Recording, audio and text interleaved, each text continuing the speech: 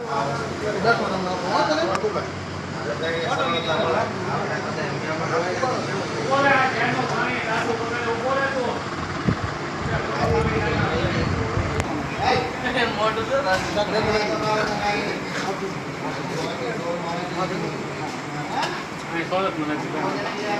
રોજ તારીખ 17/5/2026 ના રોજ તળાજા રોડ ઉપર આવેલા હોડી ગામેથી શ્રી વિષ્ણુભાઈ અને એના સાથી મિત્રો અહીંયા આજે સન્ડે નિમિત્તે પ્રેમથી જમાડવા આવી રહ્યા છે અને રીંગણાનું શાક, રોટલા, પાપડ એવું આ માનવ સેવાય પ્રભુ સેવા મનોદિવ્યાંગ સંસ્થામાં આવીને જમાડેલ છે.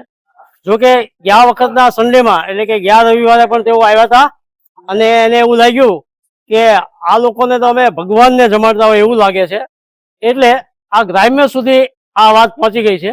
સિટીમાં તો સમજ્યા કે સિટીમાં આપણે ભાવનગર છે એ રેલવે સ્ટેશનનું છેલ્લું કેન્દ્ર છે, એટલે મનબુદ્ધિના માણસો આ મનોદિવ્યાંગ માણસો આવી જતા હોય છે અને સિટીના માણસોને ખબર હોય છે કે ભાવનગરમાંથી આ લોકો વીણી ગયા છે, એટલે આપણે એની પરવરિશ કરવા માટે જવું પડતું હોય છે.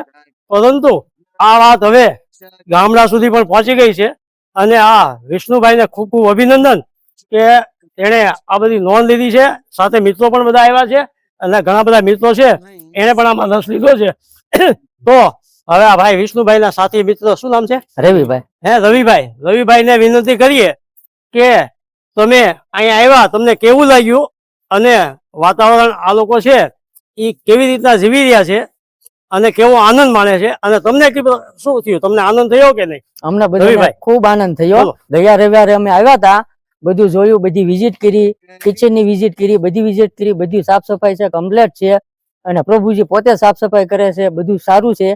એ જોઈને આ રવિવારે અમે પાછા આવ્યા અને હવે અમારા ગ્રુપે નક્કી કર્યું છે કે આ રીતે અમે ફરીવાર આવવાના છે, ચોક્કસ. ઓકે, જેટલી બને એટલી કોશિશ અમે કરશું જ. થેન્ક યુ રવિભાઈ.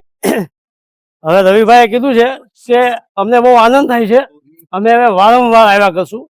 તો આ રવિભાઈ અને વિષ્ણુભાઈ અને એના સાથી મિત્રોને અભિનંદન કે વારંવાર તેઓ અહીંયા મુલાકાત લીધા કરે, જેથી કરીને સંસ્થાની તાકાત પણ વધી શકે.